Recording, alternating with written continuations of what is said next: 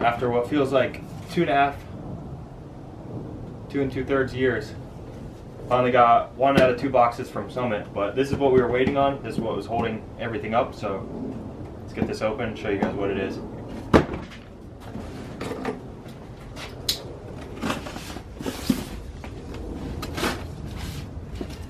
What were we waiting on for 2 2/3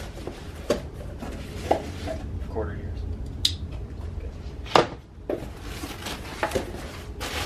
Probably right, here it is. Bubble wrap. My favorite. Oh. We're gonna install this here. It's gonna give us a nice bump in horsepower. Oh, that's pathetic. Nah, just kidding. All right. Oh, they don't even pop. Yeah, that's why I said it's pathetic. What is that shit? All right. So here's what we got, guys. Check it out. Look in here. Nothing. Another box. Nice. Watch there be another box inside of this box. It's a box inside of a box inside of the box.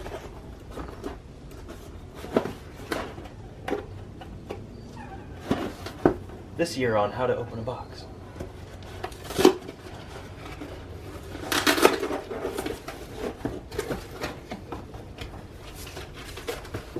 There it is. A new sprocket for my bike. Let's go put it on. It's actually my bike now. Hell. Yeah. Hell yeah. Look at that. End of video. That's it. Alright guys, I lied. This is not my new BMX sprocket. This is my 58 tooth crank reluctor wheel.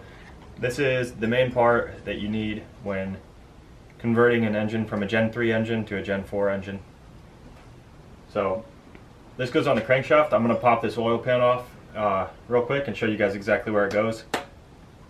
And then you need a torch to pull it off once you get the crankshaft out. So we're going to run to AutoZone, grab that, come back, and then get everything apart. Get the new crankshaft reluctor wheel in, start getting it assembled until we run out of time.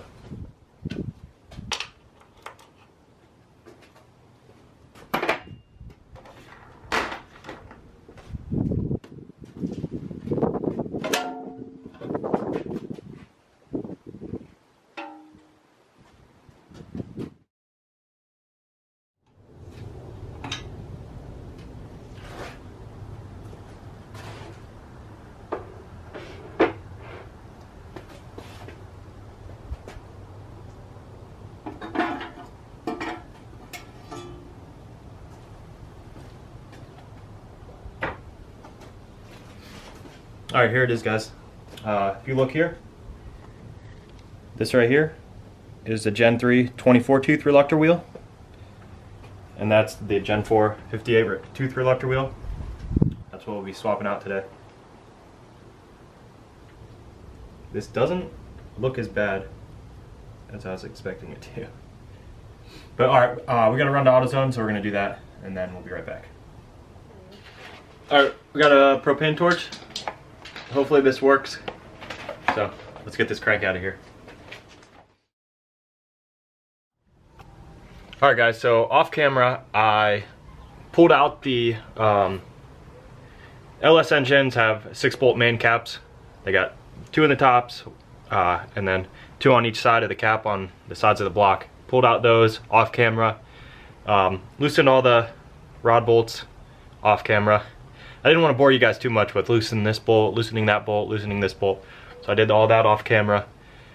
About to pull the rod bolts out, set them down. I made up this thing over here so nothing gets out of order. I'm going to throw the bearings back in if they look good. So I'm going to keep everything straight in order. Then we'll pull off the, actually I threw on the flywheel so I could spin everything. Then I'll get to the main caps, and then we're going to pull this crank out, and I'm probably going to run out of time about then.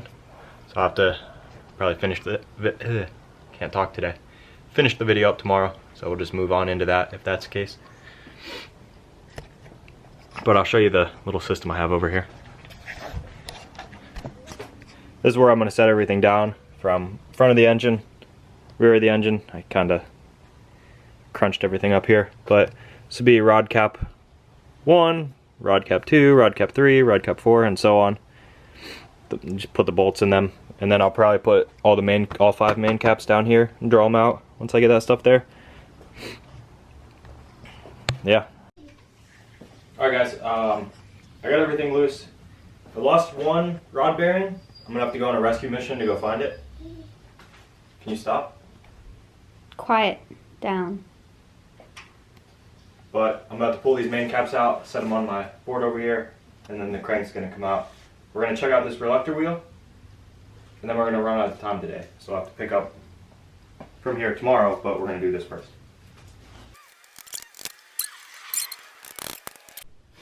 Alright, I pulled all the main caps out. We're gonna set this crank out of here. If I can get it out.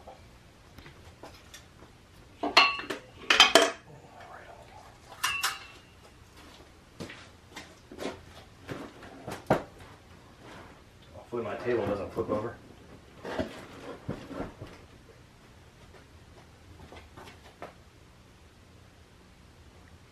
All the journals look pretty good, so that's good.